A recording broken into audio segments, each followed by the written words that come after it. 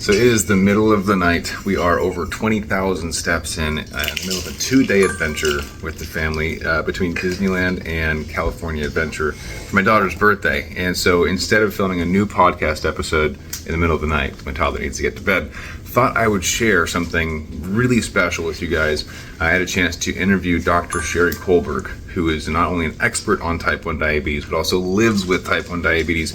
And we got a great chance to talk about glucose metabolism, exercise, and blood sugars, all of this and more in front of our Warriors Tribe Plus. So if you don't know, we have a private community of subscribers that every month we either teach on a new topic or interview somebody who is an expert on a new topic for this Renegade Warriors crew of mine. And this was a couple months ago. We did this one with Dr. Sheri Colberg to go over fascinating topics. So I know you're going to love this one. Stick around, take some notes, and hope you enjoy. All right, welcome back, everyone. We've got a fun guest for today who I have talked to before, but today, honestly, I just really wanted to dive into this topic and knew that Dr. Sheri Colberg was the person to go to for it. So welcome in today. We've got Sheri Colberg, who's a PhD. She's a professor emerita of science, or exercise science from Old Dominion University, leading expert in diabetes and exercise. And she is wrapping up her 13th book as an author, including The Athlete's Guide to Diabetes, which I heard of many years ago. Excellent resource for a lot of people. She's also been living well with type 1 diabetes for over 56 years since the age of 4. Wow. I'm excited to have you here. Thanks for taking time out. And thank you. I'm so excited to be back. I love to help answer questions and move everybody along in living well with diabetes. Absolutely. Well, and today's topic, since we haven't announced it yet, is the difference between different types of sugars, right? You've got glucose, fructose, sucrose, lactose. There's just so many things out there. And it was sparked because you, in actually reviewing my upcoming book, had said, hey, we don't actually recommend juice as the best low treatment anymore. And here's why. And I thought, we need to talk about this. Absolutely. Because that is such common advice. Though I will add, this is also a selfish topic to cover because of my Ironman training, the differences between sugars and how I can fuel for endurance training. So it's like, I got to learn everything I can from the expert on this topic. So what are the different types of sugar and what's some high level information on them that you can give us? Okay, so it's really not as complicated as it could be, but it is a lot more complicated than people think. There's more than one type of sugar. I mean, we already knew that from food labels because you look and it'll say there's dextrose and then there's high fructose corn syrup and so on. And that's actually just the manufacturer's way of hiding the fact that there's a lot of sugar that they added to a product. But so the basic is that there are 3 simple sugars, glucose, fructose, and galactose. You probably haven't heard of the third one because it's just, we don't talk about it a whole lot. And when we say our blood sugar, we're actually talking about glucose. So it's one of those 3 simple sugars. And I'm an exercise physiologist. I had to learn all the chemistry behind all these things like, okay, what does a glucose molecule look like? What does a fructose look like? And so forth. And it's interesting. They're all C6H12O6. So that means 6 carbons. Yeah, so they're all the same formula when it's written out, but when you draw it out structurally, they're just slightly different. And so the way your body handles something like, I see a fructose molecule here and I need it to be glucose, there's an enzyme that then converts it from this one form to the next form, which is not hard to do. I mean, it can be done in the blood, but it's just that it's a little more time consuming than if it's just straight glucose, right? So what we're trying to replace when our blood sugar gets too low is we're trying to actually raise our blood glucose. And I know for a fact, both experientially and doing a little experiment, like personally, but doing a real experiment on an N of 1 myself, that it takes more time for, like, say, fructose to get converted into glucose. So there are all sorts of caveats to that. But let me finish talking about the sugars, and then we'll go back and talk about that, okay? So we have these 3 simple sugars. We can also put 2 of them together pretty easily. So it's just like double the molecule. And then it makes 3 what we call disaccharides. So basically, they're double sugars. They're double of the simple sugars. And of those three, we have sucrose, which is actually white sugar, table sugar. So sucrose is made up of two of them, and how you combine them is how we figure out what they are. So the table sugar is made up of 1/2 glucose and 1/2 fructose, so fruit sugar. So you combine one of each, and when it breaks apart to get used, then you have 1 glucose and one fructose. So it's not like just pure glucose when it shows up in your sugar when it gets digested. The fructose would have to be converted to glucose in order to be fully glucose. And then when you combine 2 glucoses, you get a sugar called maltose, which is malt sugar. And then if you combine galactose with glucose, you get lactose, which you've probably heard of, and that's milk sugar. So milk sugar is, so all of these are half glucose unless you get malt sugar, and then then it's all glucose. Okay? So far, you with me here? Yeah. Okay, good. Malto is the top to sugar. Okay. Yeah, so most people, when they talk about sugar, they're like talking about table sugar, brown sugar. Brown sugar is basically the same as table sugar. But it's actually only half glucose. And then in the manufacturing, they throw in there like, okay, there's high fructose corn syrup, which is a little misleading because it's like 55%, 45%.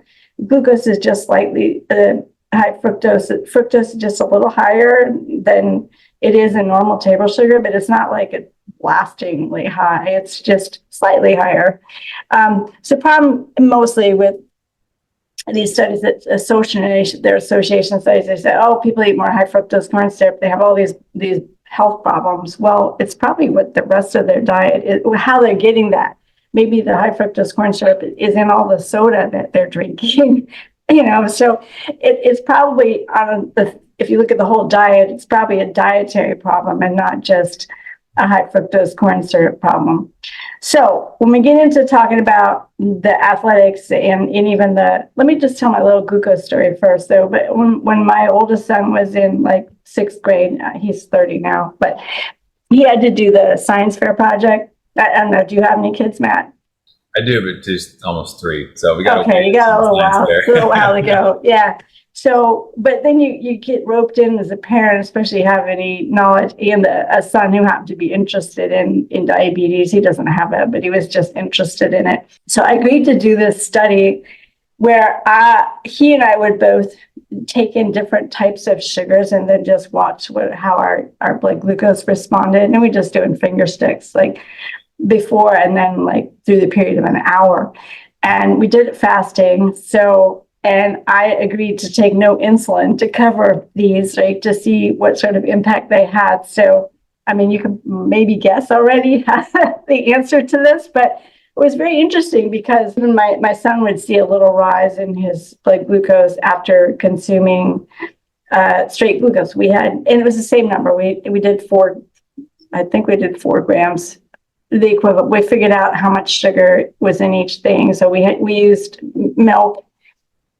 It was skim milk, so it's just lactose, and we used table sugar, and then fruit sugar, which is just juice. Like I think we got grapefruit juice, and then we had just straight glucose, like in a glucose tablet. And so when he and I both consumed the glucose, the glucose popped up, and his popped up and then went back down because, obviously he had his own insulin. Mine popped up and just kind of kept going. And it was really quick. And then the milk sugar was sort of medium in terms of the time frame it took. And I don't remember, this was decades ago, so I don't remember the exact timing, but the milk sugar did kick in, and again, it broke down. It was half glucose, so it had an impact, but it took a little longer before. So skim milk will work, but it was slower than glucose.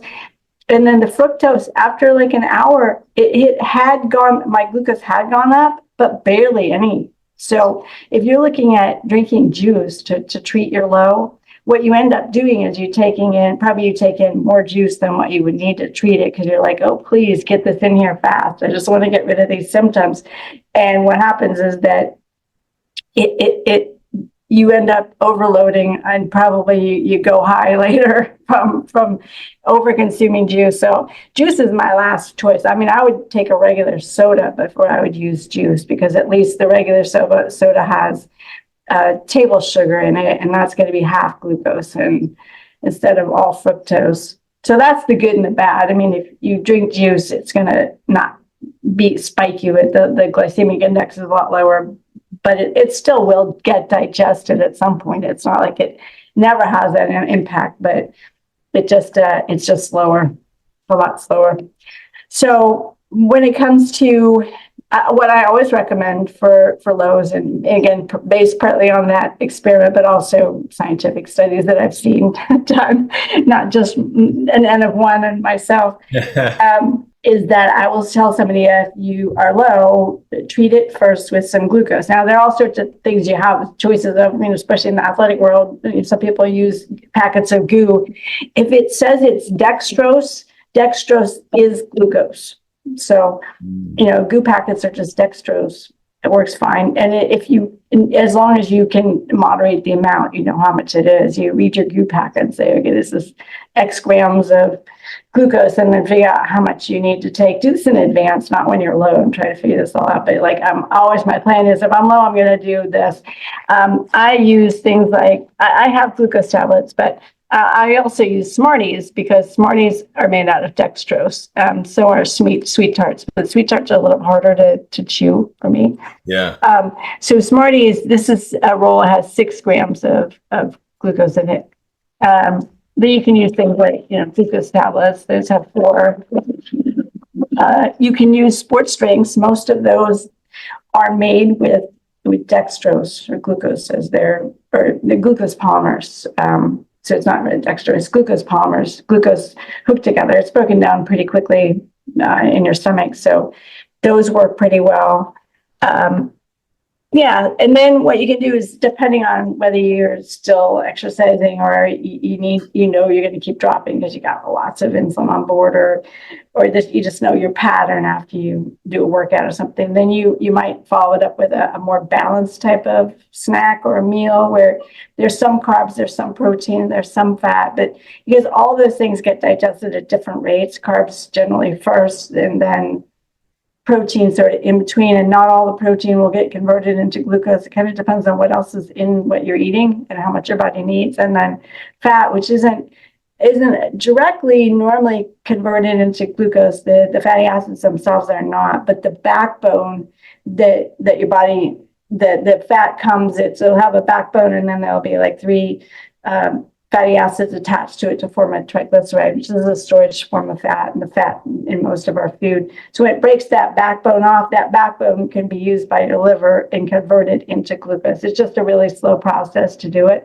But that's why sometimes you'll get some insulin resistance, like, 5 hours after you had a steak or something. Right. The fat's all kicking in. It's slow, and it's not going to have the same impact, obviously, as something that's digested really quickly, like a white potato or, glucose tablet. But it will have some impact, and it's also good. I've solved problems over the years, like some parents would say, my kid always, she gets low after in the middle of the night, and we don't know what to feed her for bedtime snack. I'm like, how about ice cream? They're like, oh, yes. It works really well. The kid's all happy. Yeah, she'll like that. Yes, because it has carbs, protein, fat, it gets digested at different rates and actually does help. And most of the bars that they make specifically, they say, oh, this is for diabetes, for management, it'll be carbs that are digested a little bit more slowly, so they don't cause a big spike, and then they'll have some protein and fat in it that's digested over time. So the idea is kind of to balance it over time.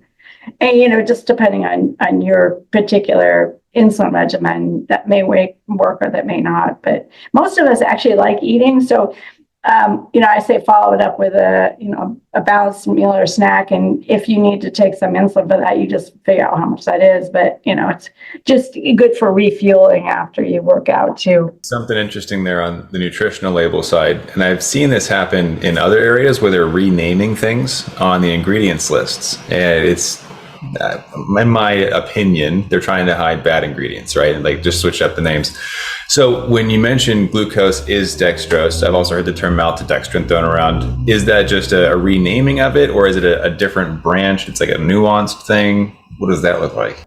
I believe that its absorption is somewhat muted, because they do use that, like in some of the artificial sugars. They use maltodextrin along with whatever the artificial. It gives it some body.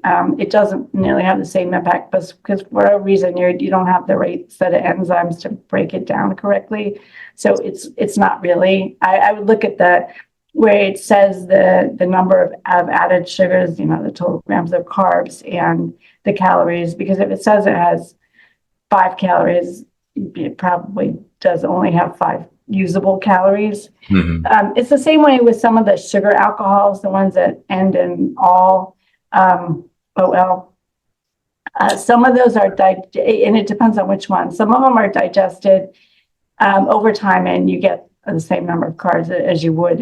It's called sugar-free, and it technically sort of is, but you don't get those carbs in the end. It's just they're really slow to get digested. And then there's some of the sugar alcohols that are just poorly absorbed, and you only get about half. But what happens is, like, let's see, a whole bag of gummy bears. I've known people have done this before. A whole bag of gummy bears that are sugar free, right? But they have this sugar alcohol in them, and then it gives you the runs later because Exactly. part of the way that your body's trying to digest it. That's what ends up with it. It just Yeah, and this is actually one of the next topics I was going to bring up anyway. So yeah, all the fake sugars ending in OL, right? And it's one example that I know is xylitol. Xylitol, erythritol, like all these different components. Do they all have an impact? Are there some that are zero impact truly? None of them are zero, because if you even read, there's still some calories in them, but they definitely vary by the alcohol. I couldn't recite which ones right now, which one's better for this or that or whatever. Just, kind of believe it forget when it says net carbs. That's just a bunch of manufacturing Marketing. Marketing stuff. But when it does, because the net carbs just mean that the other ones are digested maybe more slowly, but they still there. But like, read the calorie content and the sugar added, in particular added sugars, because that's what's going to have the biggest impact on anybody trying to balance everything out with insulin, that they have to figure out how much to take. Well, and on like digestion speeds, you mentioned some of these fake sugars are going to hit blood sugars. It's just really far in the future. I came across a case study, we'll call it, a single person, N of 1, right? That I sent your way on fructose, and how as a diabetic, he decided to experiment on himself to see the impacts of glucose versus fructose in its purest form. And the website showed that he started, I think, at 83, and then afterwards, after consuming 14 grams of fructose, he was at 81, showing zero impact. His theory was that it was converted to triglycerides and not to glucose, since we measure blood glucose, and it wouldn't show up in that. To you, does that mean it just hadn't converted to glucose yet, and it would, or was it a different metabolic pathway? That is a good question. It can be directly converted into triglycerides. That is one pathway in the liver. Instead of, if it really depends on what else you have eaten with it, or in what your needs are at that time, because there have been studies that have looked at, well, what happens if you consume fructose with plenty of other carbs, plenty of other glucose sources. Well, then your body doesn't need to convert the fructose into the glucose, because your primary aim, number one, of your body is maintaining blood glucose at all times. So if it has to convert things, whether it has to make it from precursors, make new glucose, or the liver releases glucose that's stored there, if it has it available, it really depends on your body's needs at that time. Generally after we eat a meal, we're not using all of those carbs right away. So some of them would need to go into storage. Mm-hmm. We have some problems with storing glucose appropriately in the liver with the type 1 diabetes, because we don't give insulin normally. It isn't given where the first thing that sees the insulin is the liver. We give it in the periphery, and the first thing that sees it is all our muscles. And so it's never physiologically exactly like it would be. But the studies that I have seen looking at this show that, let's say, so you take in lots of fructose, but that's the only carb you're you just consumed, and your post-exercise, and your body needs the glucose to maintain blood glucose. It needs glucose, and it needs some carbs to be able to start restoring glycogen in your muscles and so forth. Then it will convert a lot more of the fructose into glucose. So it's kind of on an as needed basis. And if you don't need it, it won't convert it over. It'll just leave it as fructose and then store it as fat or whatever. And that's why you can get fat eating too much fructose, but you can get fat eating too much of anything, to be honest. Calories. There's nothing like really, magical about fructose. We do know, and this is probably why those kind of thoughts came about, that we have different transporters. Basically, things get kind of broken down in the stomach. Some glucose can get absorbed directly through the stomach, but that's most of the other stuff then moves out of your stomach and goes through your small intestine and the rest of your digestive tract. So in the small intestine, we have transporters for the different types of sugars, and glucose, everything is broken down into the simple sugars by the time it gets through your small intestines. You don't have any table sugar left. You have either glucose or fructose or galactose. You have the simple sugars, and the same with the fats. The triglycerides get broken down into smaller things that can be absorbed more easily, the free fatty acids and the glycerol backbone.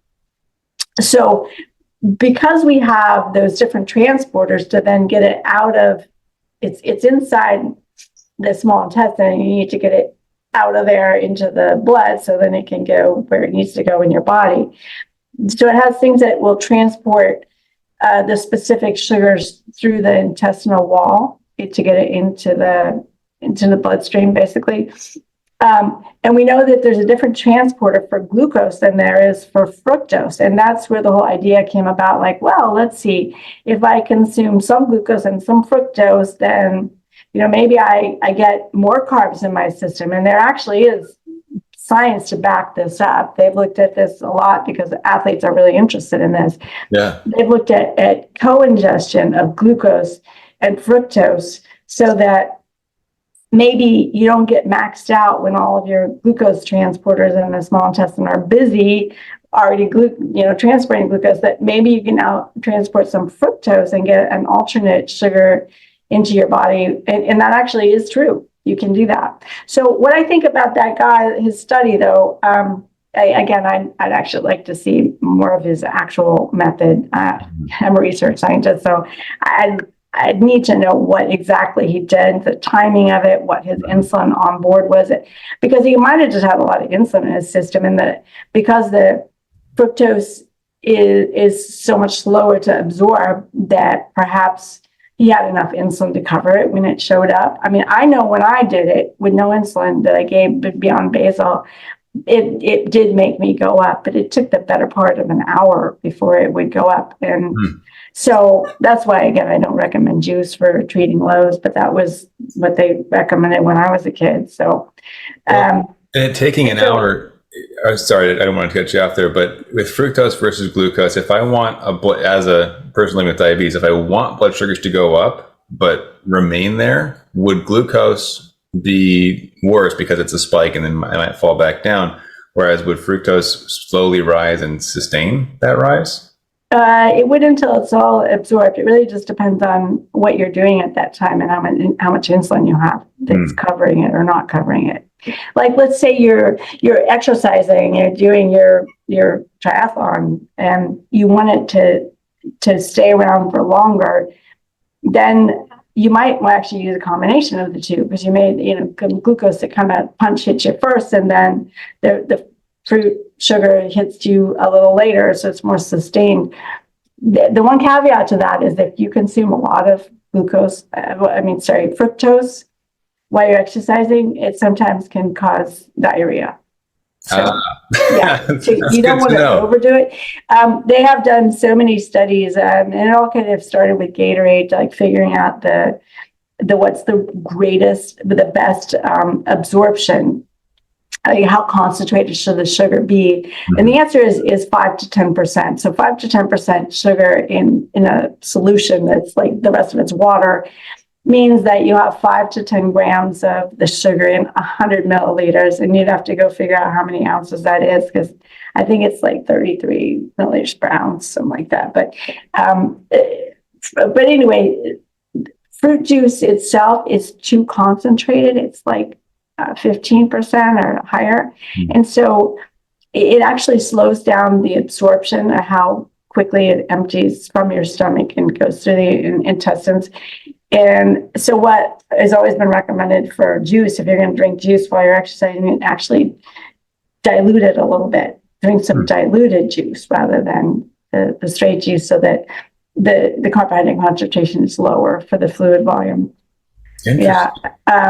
So they make Gatorade perfect. It's like, 8%. It's like right in that. They did all these studies. I actually, one of my first, I didn't actually do the study, but I had applied for a small grant from the Gatorade Sports Science Institute when I was a graduate student. As my professor, I think he was just trying to get me grant writing experience. He's like, write a grant for this. I wrote something about, consuming the glucose, and it was using Gatorade, basically different concentrations. And it looked like it'd really be a fun thing to do. And then when I got the money, he's like, that's not enough money to do it. Just, you don't want it. So I think you have to do it. But I mean, I spent a lot of time thinking about, the absorption rates. And there's also a maximal fluid volume. If it's over like 500 milliliters, that's too much. It's going to slow down the absorption if you consume like too much fluid at once. It's actually absorbed more quickly if it's room temperature. I think room temperature. Hot's not particularly good. The cold ones feel drinker. I think the cold ones are actually absorbed slightly better than room temperature, and it makes you just feel better. Like if you're hot, just drink something cold. You feel safe. Yeah. So there are all sorts of caveats to if you're going to take in fluids during it. Interestingly, that same professor, he had developed a sports drink, Cytomax. I don't even think it's around anymore. Did you ever hear of that, Cytomax? No. Yeah, it probably got phased out a while ago. But what they used in that, instead of glucose polymers, they used lactate polymers. You've heard of lactate? It gets a bad name, like makes your muscles sore. Like, doesn't actually. What it is it's an intermediate in carbohydrate breaking down. So lactate sort of like half of a glucose sugar, sort of. I mean, it has. You can take your liver will take 2 lactate molecules, put them together and make a glucose molecule. So the idea is that for you to maybe get absorbed more quickly and using lactate transporters, and then you get this into your system and then your body can make as much glucose it needs out of it, or it can just use that lactate, like your muscles can use lactate as a fuel as opposed to glucose. They still have to break glucose down. It goes through the stages and goes through the lactate stage before it goes through a bunch of other steps to actually be usable energy. And so the idea was like, it's already kind of halfway digested for you if you use lactate polymers. I don't think I ever tasted it. I don't know if it was good or not, but yeah, his license plate on his car, I remember it used to say Cytomax, like, because that's probably a pretty good amount of money coming in on his patent on that formulation. But interesting. Anyway, I don't know what happened to it.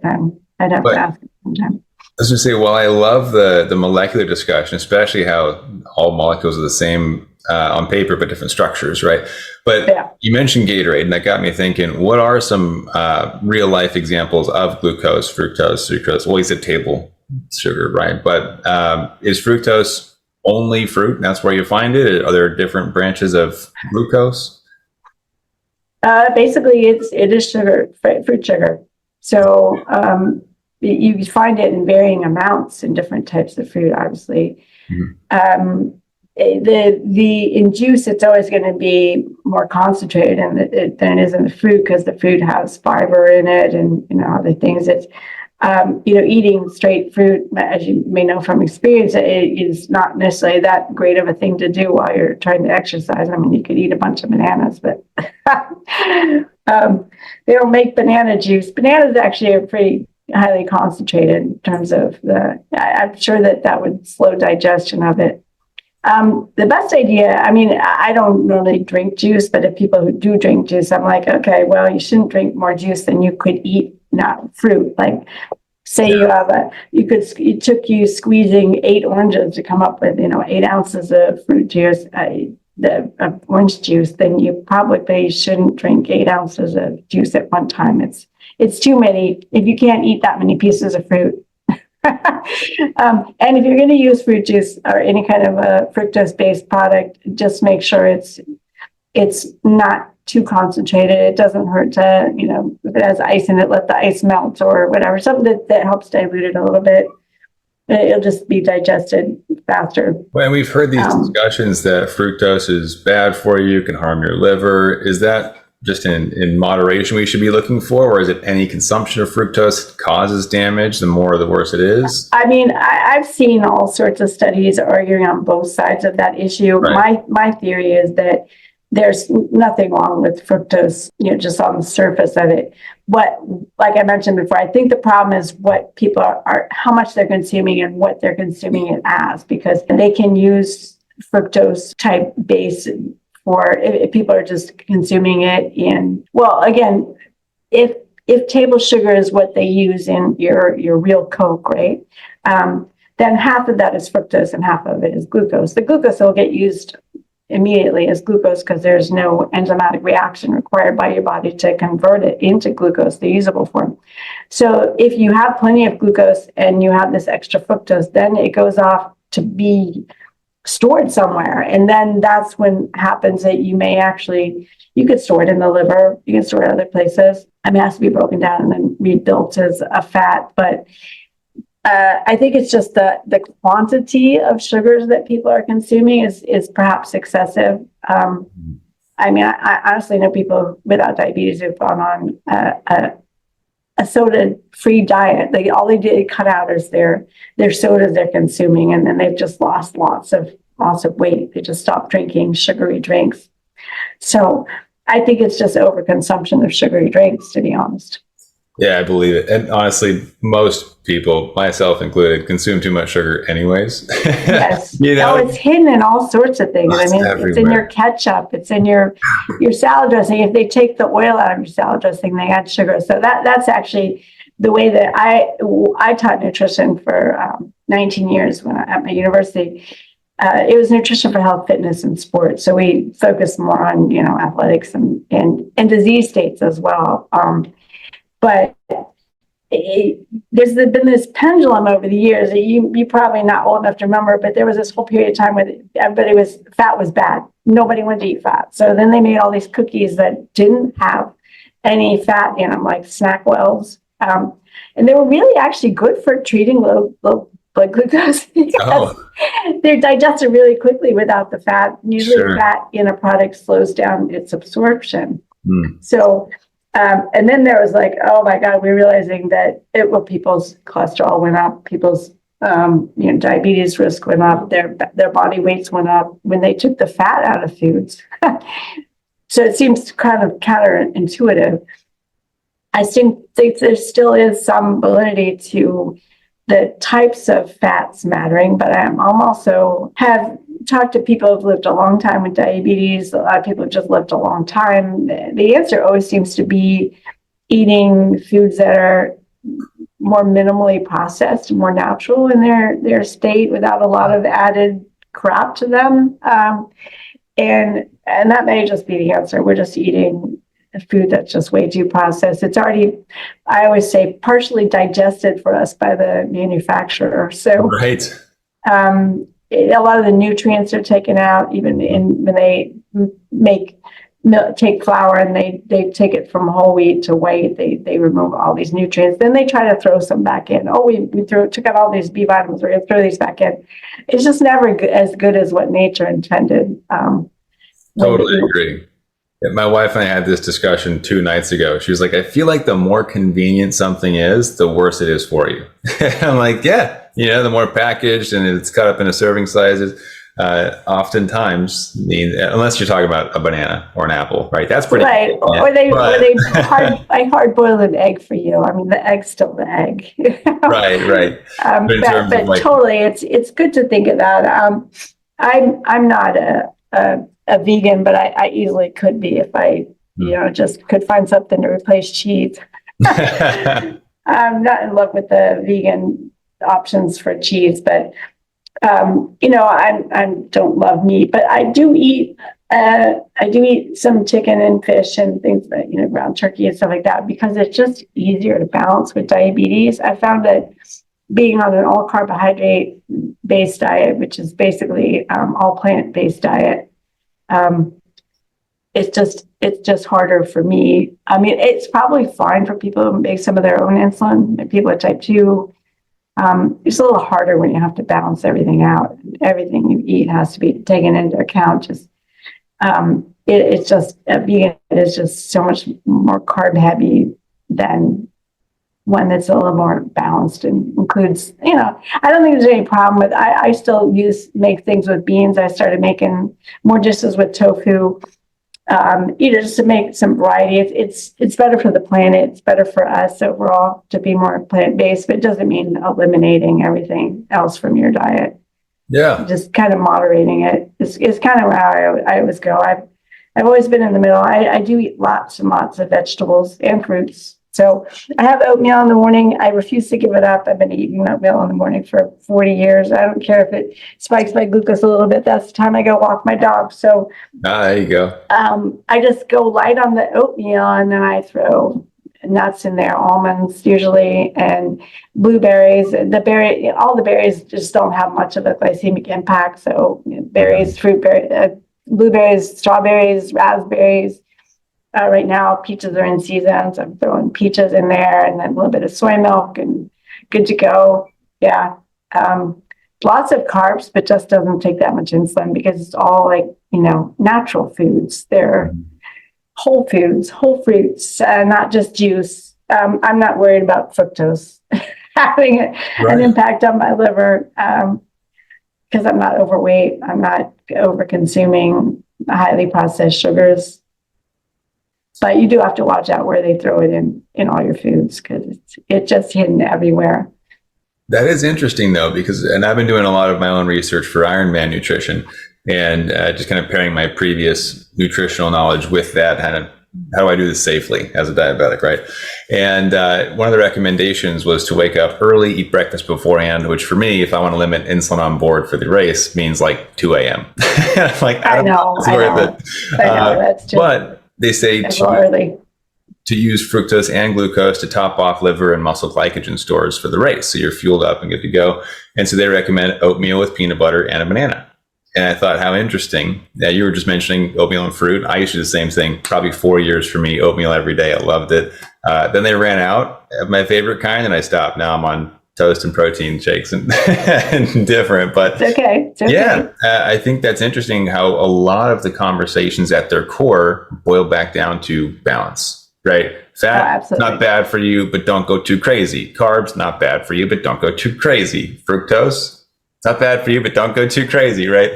And I love that seems to be a commonality between all these things.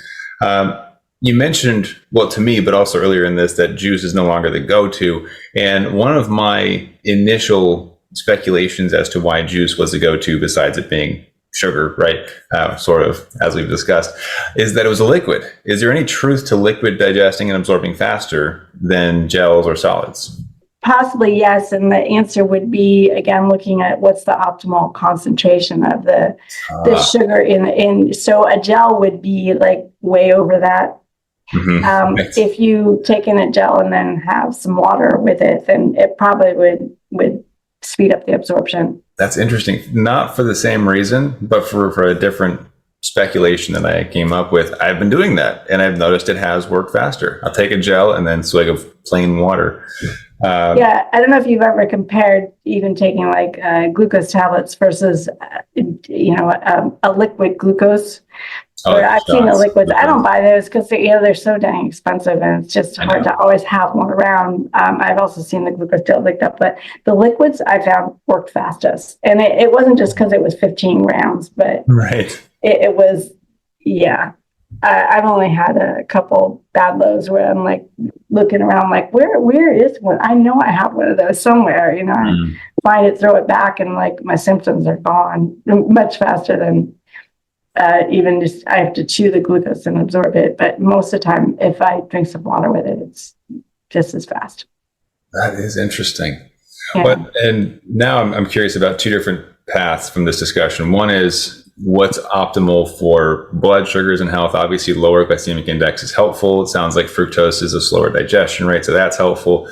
But the second path also being what is something that you've learned or taught with nutrition as it relates to these athletes you were teaching, as far as optimizing performance. Oh, yeah. Did you ever go down the path of an athlete living with type 1 diabetes, and now it's the same or different?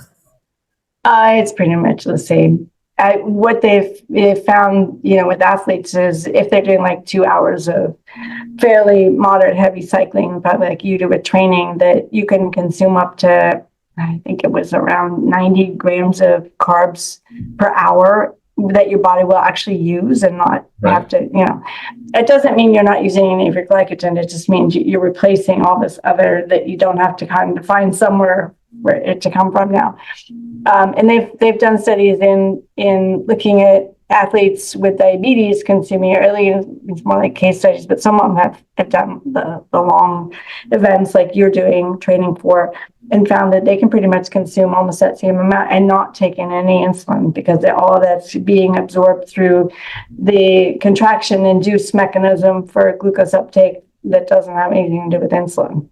So yeah, I don't think it's really that different. It's just like figuring out what exactly works for you, because everybody has different baseline amounts of insulin that they use and different body weights, and you know, so there's a lot of variables to juggle, but the underlying principle is still the same for an athlete with and without diabetes. Right. No, you're absolutely correct. And as you mentioned, every situation is different. Every person is different. In triathlon, I disconnect my pump for the swim, so I don't have insulin going into the bike ride, and that's made it harder to get fuel in at first.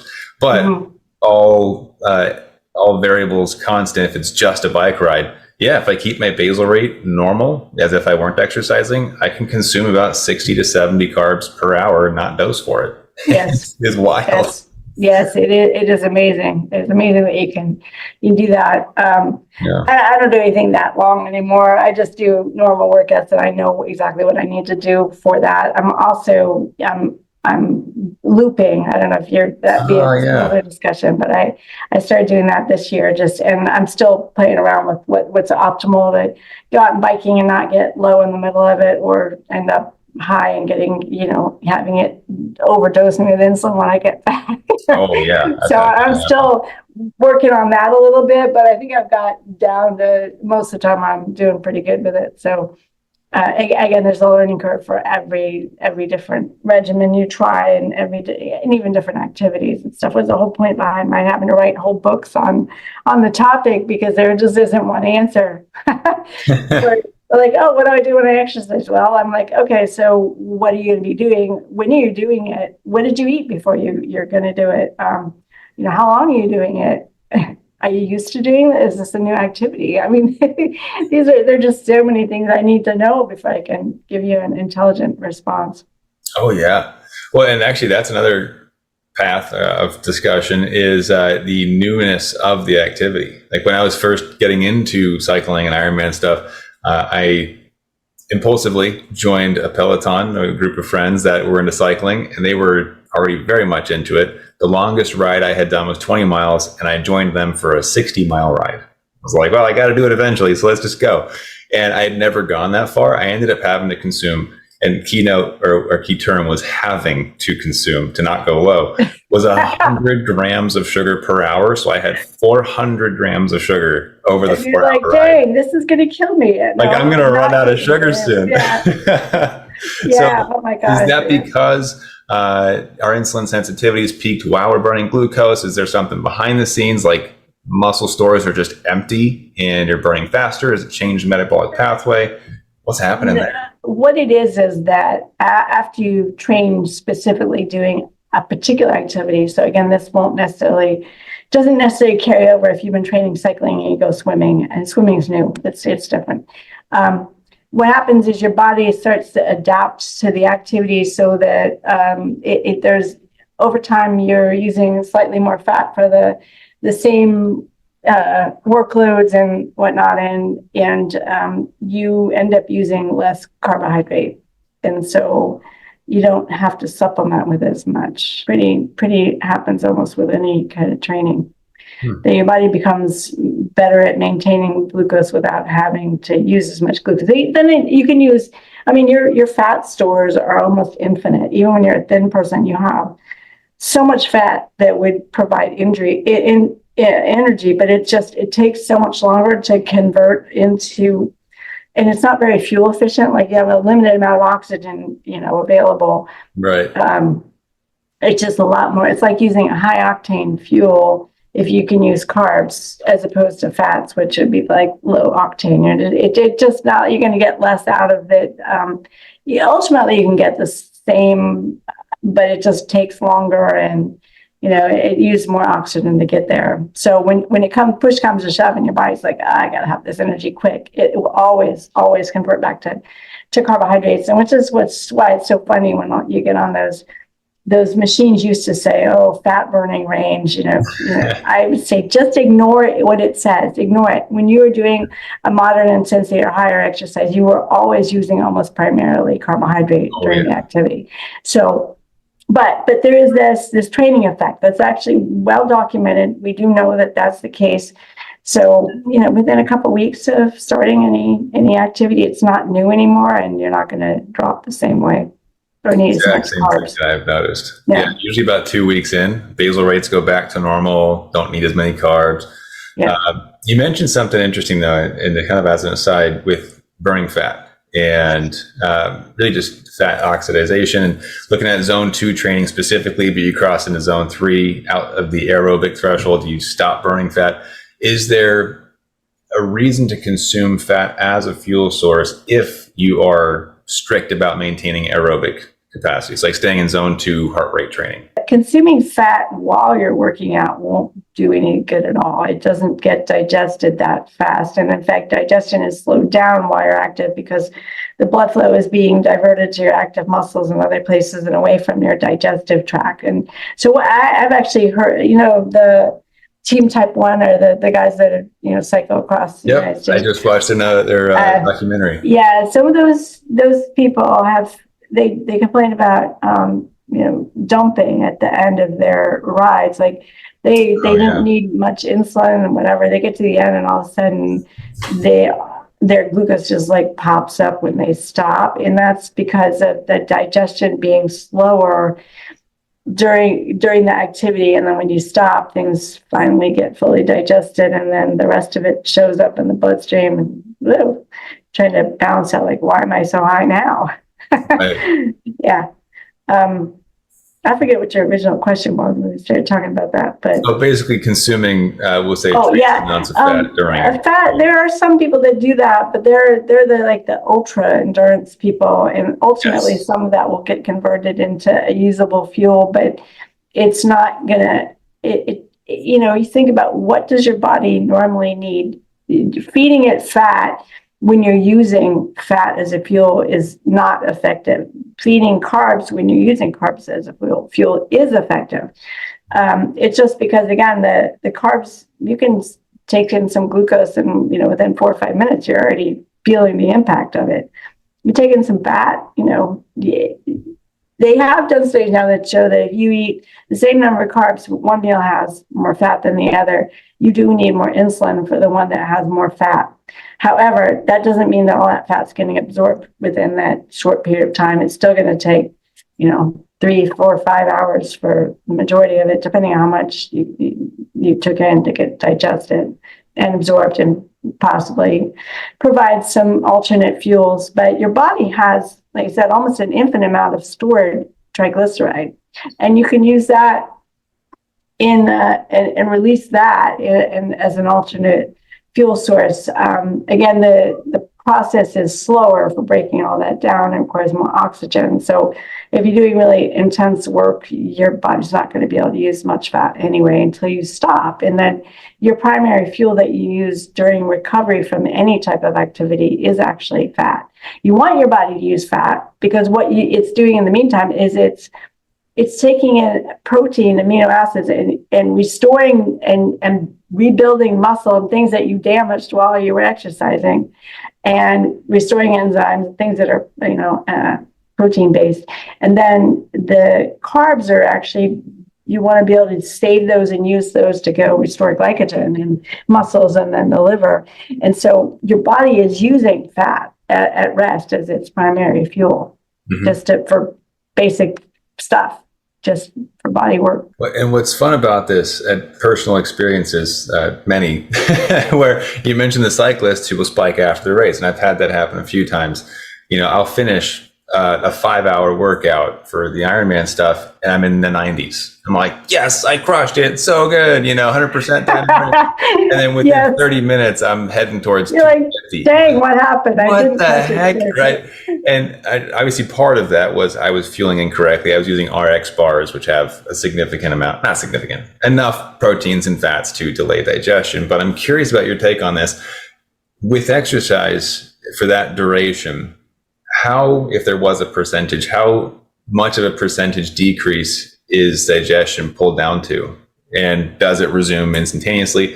And the reason I ask is, let's say hypothetically, somebody were in an endurance event, ultra running, let's say for one, and they were experiencing a low blood sugar. Would it be wiser for them to stop moving and treat and let the digestion kick back in? Or does that not make enough of a difference? They can just keep running while they treat the low? I've never seen that researched. I would say my personal experience is as long as I treat it with just straight glucose, I don't have to stop. It'll still digest because a lot of the glucose, some of it's actually absorbed through your mouth. And then a lot of it gets straight glucose, so it gets absorbed through your stomach. And then everything else, like all the proteins, fats, they have to go into your intestine to get digested and absorbed, and the transporters are all there. So I think glucose by itself you can take while you're exercising and still get a significant benefit from it. Everything else, some of it, the blood flow is pretty quickly restored, because it's like if you're active and your muscles are getting all this extra blood flow, which it goes up 4 times, 5 times, it goes up way above normal. And then it gets redistributed, but you only have a fixed volume of blood in your body. So if you're sending way more to the muscles or whatever, it gets taken away from the areas that are less crucial at that time. Right. Your brain always gets some, obviously, but if you have any inactive muscle fibers, they're not going to get much. And if you other parts, some organs may or may not need a whole lot of blood flow. There's a whole, I used to know all this, and I just haven't had to teach it for years, but it'll show like how much blood flow gets changed for muscle. Of course, obviously depends on the exercise intensity, but the biggest change is that of this blood flow, of this total blood volume you have, a lot of it has to go to the active muscles, period. And so then everything else is kind of secondary other than the brain. Makes sense. But you still have a fixed volume. So you asked me over time, how can you tell? You can't. I mean, actually, if you're getting dehydrated, you now have a smaller total blood volume to work with. You're still trying to get the same amount to those active muscles. So that means even less would go to digestion. Wow. Yeah. So there's a point to stay hydrated as well. I love that it's all connected. I mean, it's a love-hate thing, right? Like you have to consider everything for blood sugars, right? But it's very interesting, the implications of blood sugar management on the rest of the system and the rest of the system on blood sugars. I actually wasn't planning on asking this today, but this is something that just popped into my head. I have not been able to get an answer on this. So I don't want you to feel bad if you're stuck too. Okay. I won't feel bad. Within Ironman training, is it actually a fear of mine if I'm being completely transparent? My coach mentions, you have to fuel throughout the entire race because you're going for 12 to 18 hours, right? If you run out of fuel, you bonk, your body just cannot go on. And I thought, well, if we are using muscle and liver glycogen, and a glucagon would signal the liver to release that, in order to fix a low blood sugar if I were urgently low. Would glucagon not work if I were 10 hours into a race and had not consumed food? Would it be empty? If your liver is very low on stored glycogen, the glucagon will not have the same impact. I know people have actually had this problem. They'll be like, Really? Yeah, not have that much glycogen in the liver, and then when they go glucagon, they can't get out of a really bad low with the glucagon. Jeez. Yeah, so it can be a really dangerous situation, actually. So the way the liver stores it is that overnight you use up most of what you had in there. So first thing you want to do before you go out and exercise a long time in the morning is break your fast, because your liver needs the signal to start replacing some of that storage. You need a little bit of food, so some of that will go back into storage. It goes back in pretty quickly. One of the things I had to look at when I go through my doctoral training is I looked at liver glycogen and muscle glycogen and all the storage pathways and stuff like that. It is actually still messed up in type 1, but because we kind of have a sleepy liver, it doesn't have all the enzymes that we really need. It doesn't usually have the signals at the level of the liver are usually a balance between insulin and glucagon, both of which get released by the pancreas. So we can still release glucagon and do so inappropriately without having insulin. But there's not that balance there that tells it store glucose, release glucose. It's just not like instantaneous. So there's a thought that we may have trouble storing quite appropriate amounts of glycogen in the liver. That said, though, if everything's working fairly normally, first thing in the morning, you've used up most of the stored glycogen you have. So any additional glucose that the liver has to release, it has to make from scratch through a process called gluconeogenesis. And that can be from precursors like lactate or anything with 3 carbons, lactate, alanine in particular, which is one of the amino acids, and glycerol, which is the backbone fat. Those are the primary ones that go back to the liver. So, of course, people have tried supplementing with all those things to see if does any of those speed up how quickly we can make new glucose. And the process is just time limited by how long it takes. Glycerol is actually slower than lactate is the fastest for making new glucose. Alanine's pretty quick. Glycerol is pretty slow. So getting back to all that, I think it's still appropriate to refuel after training, and then also not do lots of fasted exercise. I know people like to do that because they don't have to take insulin, and then they're like, oh, I never get low. Me, I start going high. I hate it. I won't do it. Oh, wow. I have the opposite problem.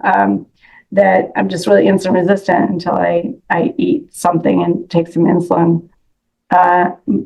So if you do fasted, just monitor how it works for you, but just realize you've got fairly limited liver glycogen stores at that point, and it's all going to be either supplemental or a slower process of the liver making new glucose.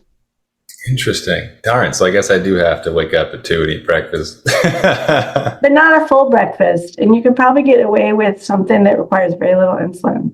I would focus on the things that can get digested within the time frame of before you start, but won't take much insulin. And that way, most of that insulin will, especially if you use rapid acting insulin, it's not going to hang around that long if it's a small dose.